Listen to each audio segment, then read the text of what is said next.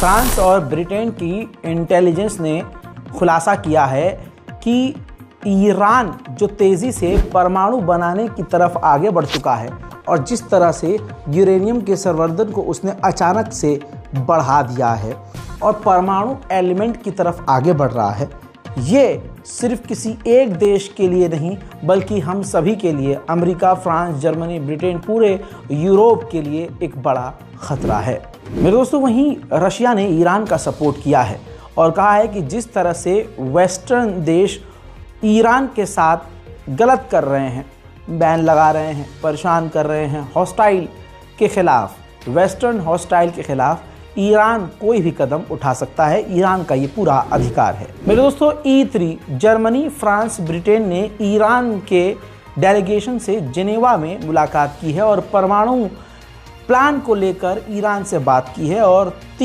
चारों देशों ने, ईरान ने भी E3 के साथ मिलकर कहा है कि इस मुद्दे पर हम आगे और बात करेंगे।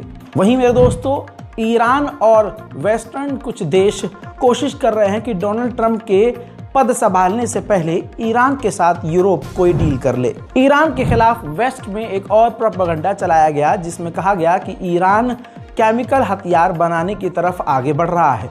ईरान ने इसको अपने खिलाफ प्रोपेगेंडा बताया और कहा कि हम कोई केमिकल वेपन नहीं बना रहे हैं। ईरान के ऑफिशियल ने बयान देते हुए कहा कि हमसे पूछा जा रहा है कि ईरान इजराइल पर हमला कब करेगा, तो उन्होंने कहा कि हम अल अक्सा 2 की तरह हमला करेंगे, जैसे हमास ने हमला किया था अल अक्सा स्ट्रोम की तरह।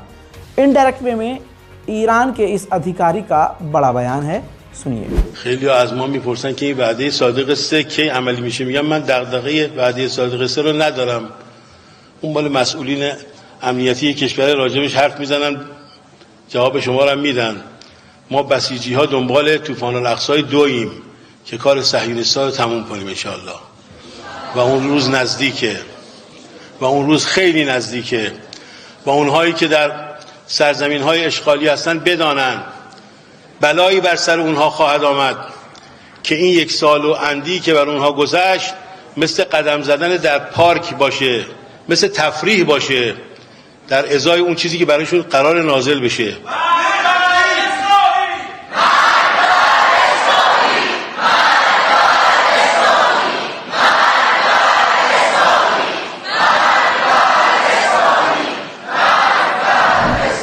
वहीं मेरे दोस्तों, ईरान को पूरी तरह से रशिया सपोर्ट कर रहा है, इस लेवल पर कि रशियन आर्मी के जो कमांडर हैं, रशियन आर्मी के सीनियर ऑफिशियल ईरान पहुंचे हैं और ईरान की एयरफोर्स कमांड से मिल रहे हैं। कहा जा रहा है कि रूस जो ईरान को Su-35 और दूसरे जो फाइटर जेट दे रहा है और कुछ दे चुका है, उसी पर बातचीत हो रही है। हज़रात मोहतरम, वहीं आपको बता दूं, लेबनान से जानकारी आ रही है, एक बार फिर से इजराइल ने सीज़ फायर का उल्लंघन किया है और ख़ुद वीडियो जारी किया है। ये देखिए, लेबनान पर इजराइल ने हवाई हमला किया है और व्हीकल को निशाना बनाकर गाड़ियों को उड़ाया है।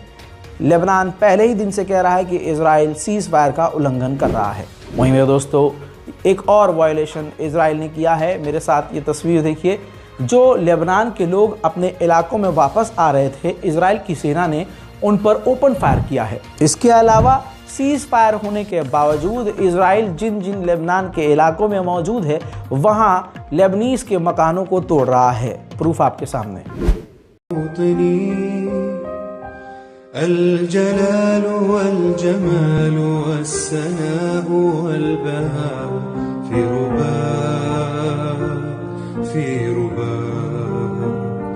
والحياة والنجاة والهناء والرجاء في هواك في هواك. هل أراك سالما منعما وغانما مكرما سالما منعما. इसके अलावा अंतर्राष्ट्रीय कानून का उल्लंघन करते हुए, सीज़ फायर का उल्लंघन करते हुए इजराइल के जो बिल्डोज़र हैं वो गाड़ियों को और एम्बुलेंसेस को कुचल रहे हैं लेबनान में।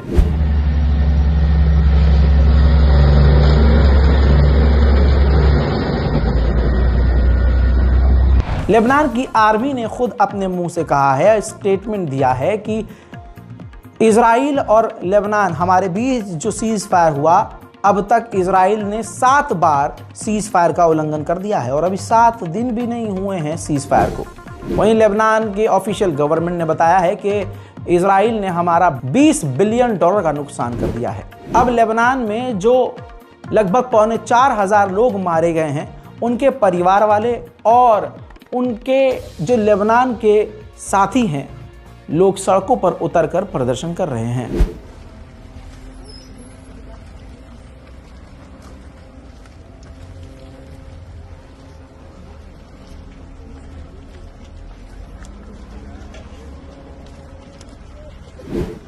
उधर हिजबुल्लाह ने ऑफिशियली बयान दिया है। जो हिजबुल्लाह के नए लीडर है जो तेहरान में हैं, उन्होंने बयान दिया है कि ये जो हुआ है लेबनान में और इजराइल ने जो पूरी ताकत झोंकी, उसके बावजूद उसको हाथ कुछ नहीं मिला।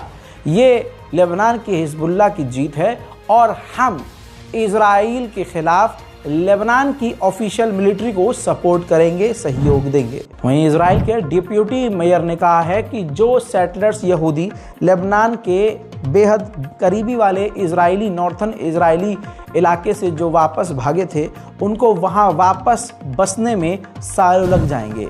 वहीं इजराइल ने एक बार फिर से लेबनान के 60 इलाकों में लेबनीज लोगों को कहा है कि यहाँ वापस मत आइएगा। सवाल यह है कि फिर ये सीज फायर कैसा है। इजराइल की तमाम हरकतें दुनिया देख रही है। फ्रांस के राष्ट्रपति इमैनुअल मैक्रोन ने एक बार फिर से लेबनान और इजराइल दोनों से कहा है कि सीज फायर का पालन करें।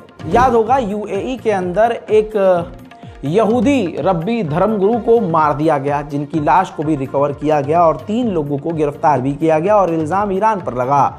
अब आपके सामने एक तस्वीर है, यूएई की ऑफिशियल गवर्नमेंट उस मारे गए यहूदी रब्बी के परिवार वालों से मिलने पहुंची है। दूसरी तरफ जापान के टोक्यो में इजराइल के खिलाफ फिलिस्तीन के समर्थन में प्रदर्शन जारी है।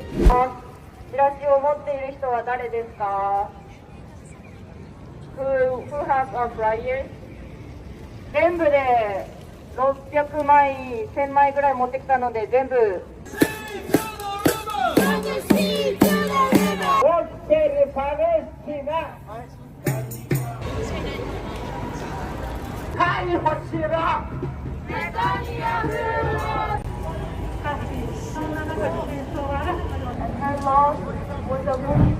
फ्रांस की राजधानी पेरिस में भी तमाम पाबंदियों के बावजूद फिलिस्तीन के समर्थन में प्रदर्शन हो रहा है।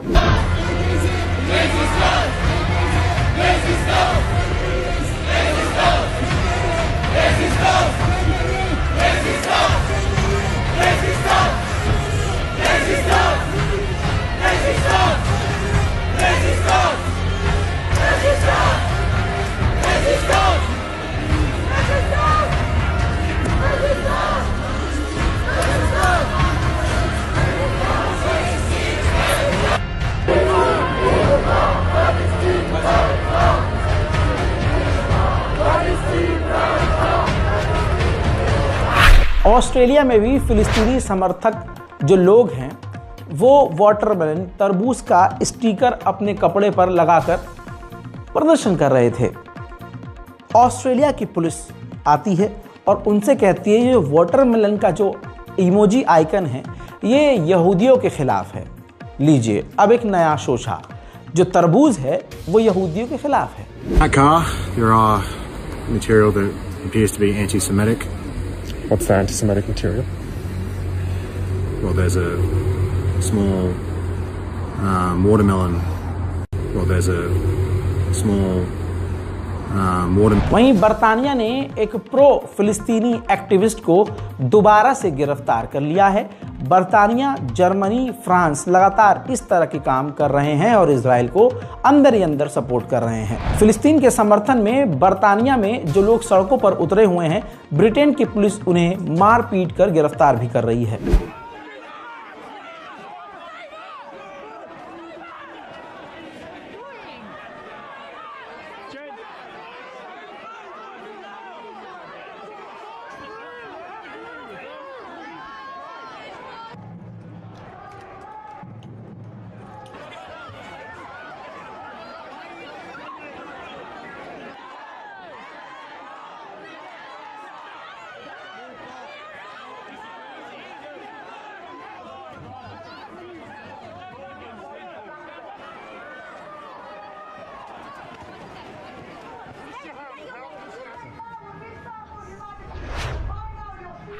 यूरोप यूनियन के फॉरेन पॉलिसी के चीफ ने कहा है कि फिलिस्तीन इसका जिम्मेदार नहीं है जो यहूदियों के साथ दूसरे लोगों ने इतिहास में बुरा किया। तो आज जो फिलिस्तीनियों के साथ हो रहा है ये सरासर गलत है। Role. My German colleagues say all the time for us to support the state of Israel, c'est une raison d'etat. We have to support Israel. Others don't have this feeling. Spain does have this feeling.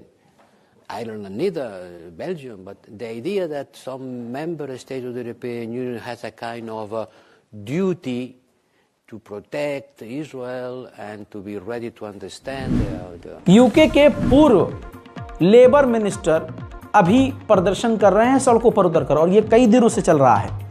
उनका साफ कहना है कि हमारा देश Israel को अभी भी हथियार दे रहा है और नरसंहार में इजराइल का साथ दे रहा है।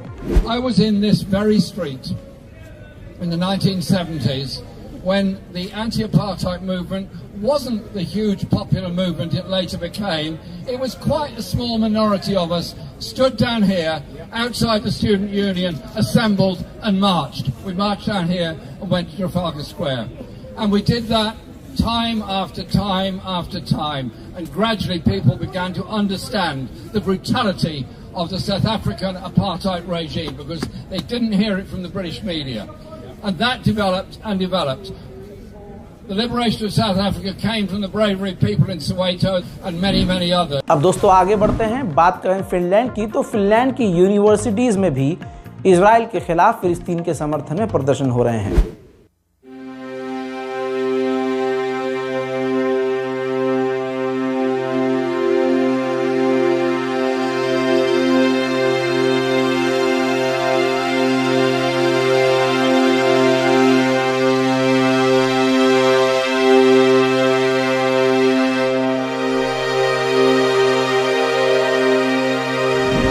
सिर्फ इतना ही नहीं, जेरूशलम में और इजराइल के अंदर यहूदी झुंड पूरी आबादी नेतन्याहू के खिलाफ सड़कों पर उतरी हुई है और प्रदर्शन कर रही है।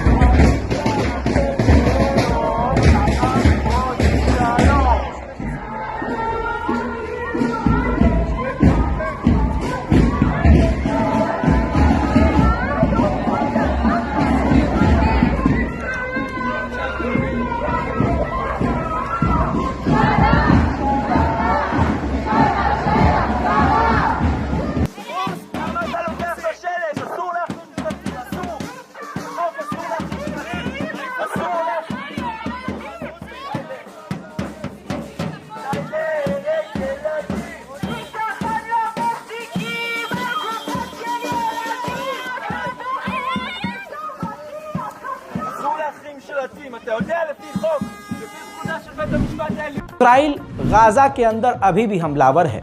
आप बस ये समझ लीजिए कि 24 घंटे की बमबारी में 75 फिलिस्तीनियों को गाजा के अंदर इजराइल ने शहीद कर दिया है। गाजा का सबसे बड़ा शहर है देर अल बला। वहां पर खाना अगर बांटा जा रहा है जैसे तैसे बनाकर, तो हजारों की तादाद में वहां भूखे लोगों की लाइन है। الجلال والجمال والسناء والبهاء في رباء والحياة والنجاة والهناء والرجاء في هواك في هواك هل أراك। गज्जा में बरसात है, ठंड की शुरुआत है, अब वहां ठंड ज्यादा भी है। ऐसे में ठंड से बचने के लिए बच्चे अब लकड़ियां इकट्ठा कर रहे हैं ताकि आग जलाकर ठंड से थोड़ी राहत पा सकें।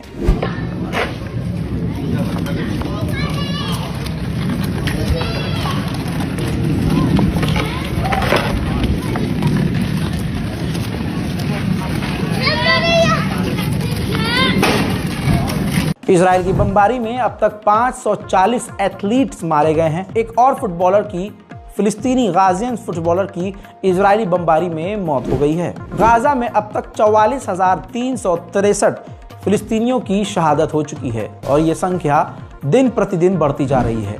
वहीं जापान के प्रधानमंत्री ने अब तक का सबसे बड़ा बयान दिया। उन्होंने कहा कि दुख होता है ये देखकर कि इजराइल ने इतने बम फिलिस्तीन गाजा पर गिराए कि जितने वर्ल्ड वॉर 2 में अमेरिका ने भी हम पर इतने बम नहीं गिराए थे। बाकी उन्होंने सीज फायर की मांग भी की है। वहीं इजराइल के सेटलमेंट मिनिस्टर ने कहा है कि आईसीसी ने जो हमारे प्रधानमंत्री को गिरफ्तार करने का आदेश दिया है उसके खिलाफ हमें कदम यूं उठाना चाहिए कि गाजा और वेस्ट बैंक के इलाकों में हमें कब्जा करना चाहिए ज़्यादा से ज़्यादा। वहीं मेरे दोस्तों, गाजा की मस्जिदों और घरों को उड़ाकर इजराइल का एक सैनिक दुबई छुट्टी मनाने पहुंचा है। वहां से अय्याशी करके छुट्टी मनाकर वापस आएगा और दोबारा फिर से गाजा में वो नरसंहार करेगा। हमें पूरा यकीन है यूएई की गवर्नमेंट इस सैनिक को वीवीआईपी ट्रीटमेंट देगी और इसको गले भी लगाएगी। आज के अरब से हमें यही उम्मीद है। मेरे दोस्तों, ये गाजा का हाल है, मिडिल ईस्ट का पूरा हाल है। उम्मीद करता हूं कि इस रिपोर्ट को आप शेयर करेंगे और हमारे चैनल को अगर आपने सब्सक्राइब नहीं किया है तो खुद करेंगे और दूसरों से भी चैनल को सब्सक्राइब करवाएंगे। मैं हूं रजा और आप देख रहे थे रजाग्राफी अनस्क्रिप्टेड। जय हिंद।